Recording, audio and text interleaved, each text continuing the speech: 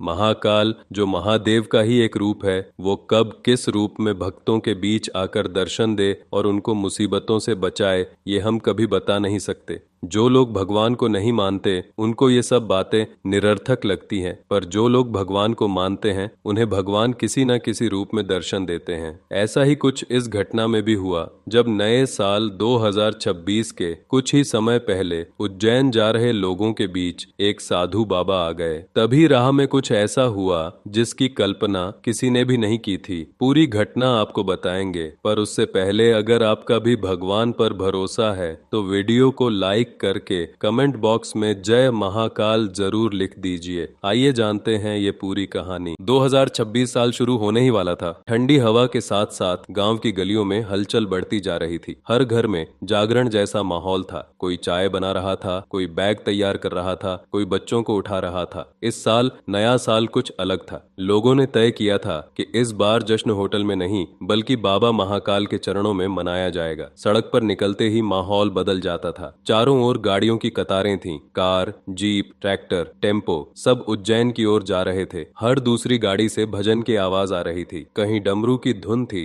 कहीं हर हर महादेव की गूंज थी। युवाओं ने जय महाकाल लिखी टी शर्ट पहन रखी थी। कई लोगों ने माथे पर चंदन और भस्म का तिलक लगाया हुआ था। कुछ के गले में रुद्राक्ष की माला झूल रही थी। उज्जैन में महाकालेश्वर मंदिर नए साल के स्वागत के लिए पूरी तरह सज चुका था। मंदिर का शिखर रोशनी में चमक रहा था। गर्भगृह के द्वार, नंदी द्वार, नीलकंठ द्वार और पालकी द्वार को फूलों और लाइटों से सजाया गया था। कहा जा रहा था कि सजावट में 11,000 डमरू और 5 लाख रुद्राक्ष लगाए गए हैं। रात के अंधेरे में पूरा मंदिर किसी दिव्य लोक जैसा लग रहा था। भीड़ को संभालने के लिए पुलिस बल तैनात था। हर चौराहे पर जवान खड़े थे, बैरिकेड लगाए गए थे। फिर भी किसी के चेहरे पर डर नहीं था। सभी के मन में बस एक ही इच्छा थी कि नए साल की पहली सुबह बाबा महाकाल के दर्शन हो। इसी भीड़ का हिस्सा था अमन। अमन एक सामान्य सा युवक था, लेकिन उसका मन बचपन से शिव भक्ति में रमा हुआ था। उसके पिता हर सोमवार महाकाल का नाम लेकर काम शुरू करते थे। अमन ने भी वही संस्कार सीखे थे।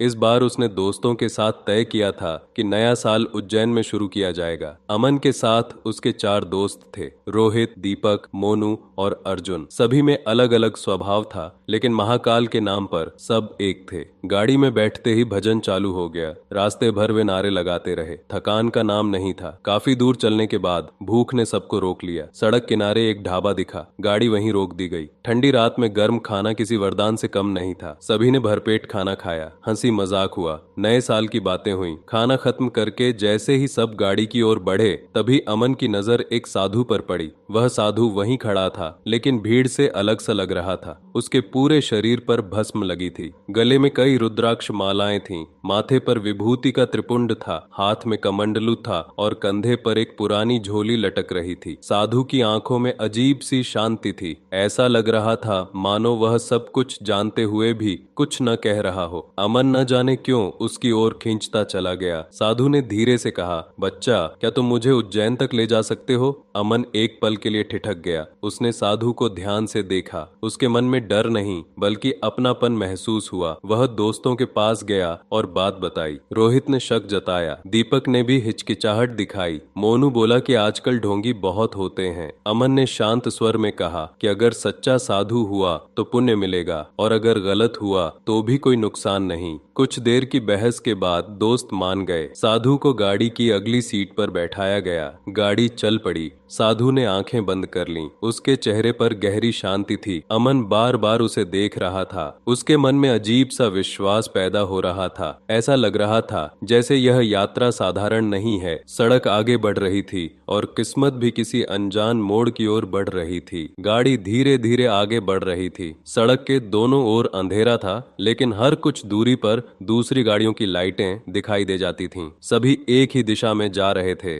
जैसे कोई अदृश्य धारा सबको अपनी ओर खींच रही हो। गाड़ी के भीतर भजन धीमी आवाज में चल रहा था। साधु अब भी आंखें बंद किए बैठे थे। उनके चेहरे पर कोई हलचल नहीं थी, जैसे समय का उन पर कोई असर ही न हो। अमन के मन में कई सवाल उठ रहे थे। वह बार बार साधु की ओर देखता, फिर सड़क की ओर। उसे लग रहा था कि इस साधु के साथ उसकी यात्रा सिर्फ उज्जैन तक सीमित नहीं है। कुछ ऐसा होने होने वाला है जो उसके जीवन की दिशा बदल देगा। दोस्त आपस में धीमी आवाज में बातें कर रहे थे, लेकिन साधु की उपस्थिति में कोई ऊंची आवाज करने की हिम्मत नहीं कर रहा था। करीब 1 घंटे बाद अचानक गाड़ी की रफ्तार धीमी हो गई। आगे गाड़ियों की लंबी कतार नजर आने लगी। ब्रेक लगते गए और आखिरकार गाड़ी पूरी तरह रुक गई। चारों ओर लोग गाड़ियों से उतरकर आगे की ओर देखने लगे। कहीं बहस हो रही थी, कहीं चिंता। अमन और अर्जुन भी गाड़ी से उतरकर आगे बढ़े। थोड़ी दूर जाकर उन्हें पता चला कि आगे एक पुल था जो टूट चुका था। पुल का एक बड़ा हिस्सा नीचे गिरा हुआ था। कुछ लोग कह रहे थे कि रात में किसी विस्फोट की आवाज सुनी गई थी। कुछ लोग डर के मारे वापस लौटने की बात कर रहे थे।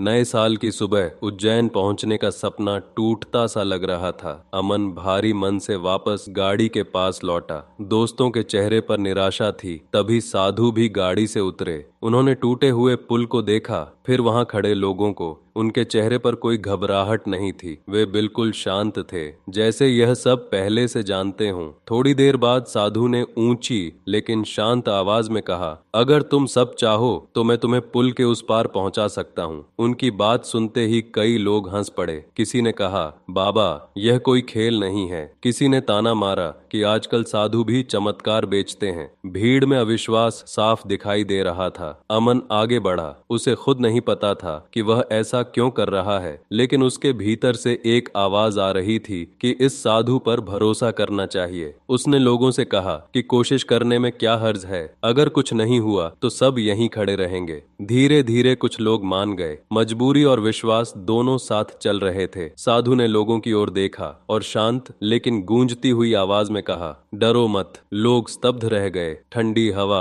अचानक तेज हो गई। आसमान में बादल घिर आए और देखते ही देखते बिजलियां कड़कने लगीं। तेज रोशनी के बीच साधु ने अपने हाथ में पकड़ा त्रिशूल जमीन पर टिकाया। उसी क्षण जमीन में हल्का कंपन हुआ। साधु के होंठ धीरे धीरे हिलने लगे। वे मंत्रोच्चार कर रहे थे। इस बार मंत्रों की शक्ति साफ महसूस की जा सकती थी। हवा में एक अजीब सी ऊर्जा भर गई। अमन की धड़कन तेज हो गई। उसे लगा जैसे उसका सीना फट जाएगा। आसपास खड़े लोग भय और श्रद्धा से कांपने लगे। अचानक साधु का देह आसमान की ओर ऊंचा उठने लगा। उनके चारों ओर तेज प्रकाश फैल गया। बिजली की चमक में लोगों को उनका स्वरूप बदलता हुआ दिखाई दिया। किसी को वे महाकाल जैसे प्रतीत हुए, किसी को शिव का ही अंश। भीड़ में से कई लोग वहीं जमीन पर गिर पड़े। लोग नारे लगाने लगे, जय महाकाल, हर हर महादेव। हाथ जोड़कर साधु को प्रणाम करने लगे। साधु की आवाज गूंज उठी। मंत्र अब और स्पष्ट थे और उसी क्षण चारों ओर दिव्य प्रकाश फैल गया। अगले ही पल सब कुछ बदल चुका था।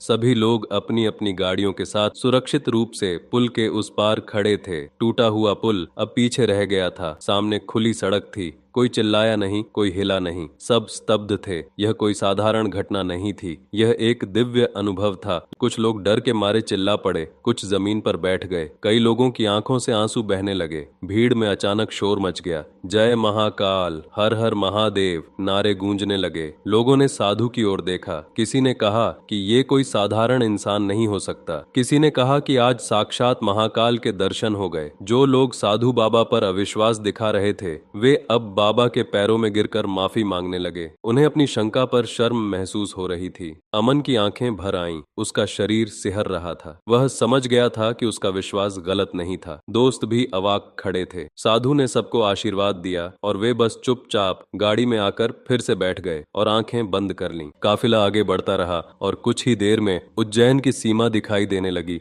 जैसे जैसे उज्जैन की सीमा शुरू हुई, वैसे वैसे सड़कों का माहौल बदलने लगा। सड़कों पर रोशनी बढ़ गई और भीड़ भी बढ़ती गई। गाड़ियों की कतारें दूर तक फैली थीं। हर तरफ जय महाकाल के नारे गूंज रहे थे। ढोल डमरुओं की आवाज, शंखनाद और भजनों से पूरा वातावरण शिवमय हो चुका था। महाकाल मंदिर के आसपास पहले ही यह खबर फैल चुकी थी कि रास्ते में एक साधु ने चमत्कार करके टूटा हुआ पुल पार कराया है। यह खबर अब सिर्फ श्रद्धालुओं तक सीमित नहीं थी, बल्कि स्थानीय न्यूज चैनलों तक भी पहुंच चुकी थी। मंदिर के बाहर टीवी रिपोर्टर और कैमरामैन दिखाई देने लगे थे। उनके हाथों में माइक्रोफोन थे। कैमरे लगातार रिकॉर्ड कर रहे थे। लोग आपस में उसी साधु की चर्चा कर रहे थे। कोई कह रहा था कि वह कोई सिद्ध पुरुष हैं, तो कोई उन्हें स्वयं महाकाल का रूप बता रहा था। जब अमन और उसके दोस्त साधु के साथ मंदिर के पास पहुंचे तो आसपास खड़े लोगों के साथ साथ कुछ रिपोर्टरों की भी नजर उन पर पड़ गई। यही है वो बाबा,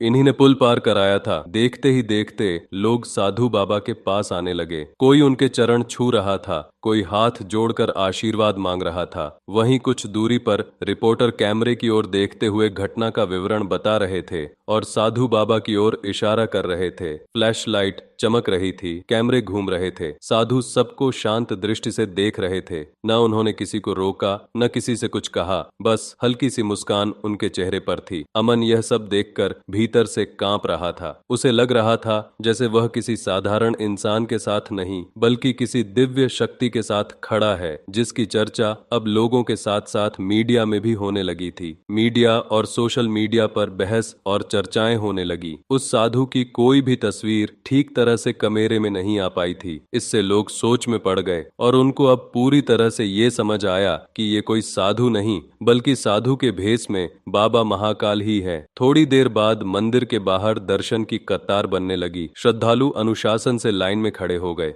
जय महाकाल के नारे लगातार गूंज रहे थे। साधु बाबा भी उसी कतार में खड़े हो गए, जैसे वे भी एक साधारण भक्त हों। अमन और उसके दोस्त उनके पीछे ही खड़े थे। रिपोर्टर दूर से ही कैमरे चलाते रहे ताकि दर्शन की व्यवस्था भंग न हो। धीरे धीरे कतार आगे बढ़ी। जैसे ही वे मंदिर के भीतर पहुंचे, घंटियों की आवाज तेज हो गई। धूप दीप की सुगंध चारों ओर फैल गई। गर्भगृह की ओर बढ़ते समय साधु बाबा ने एक बार पीछे मुड़कर अमन की ओर देखा। उनकी आंखों में गहरी करुणा और अपनापन था। उन्होंने हल्की सी मुस्कान दी, जैसे कुछ कह रहे हों बिना शब्दों के। फिर साधु बाबा गर्भगृह की ओर बढ़े और वहां पहुंचते ही अचानक अदृश्य हो गए। कुछ पल तक कोई कुछ नहीं बोला। बाहर खड़े रिपोर्टर भी स्तब्ध रह गए। समय जैसे थम सा गया। फिर अचानक मंदिर में घंटियों की गूंज और शंखनाद सुनाई दिया। नए साल की पहली आरती शुरू हो चुकी थी। अमन की आंखों से आंसू बहने लगे। उसका हृदय भर आया। उसे समझ आ गया था कि आज उसने केवल दर्शन नहीं किए थे, बल्कि स्वयं महाकाल की लीला को अपनी आंखों से देखा था। मंदिर परिसर में चारों ओर जय महाकाल के नारे गूंज रहे थे। लोग एक दूसरे को नए साल की बधाइयां दे रहे थे।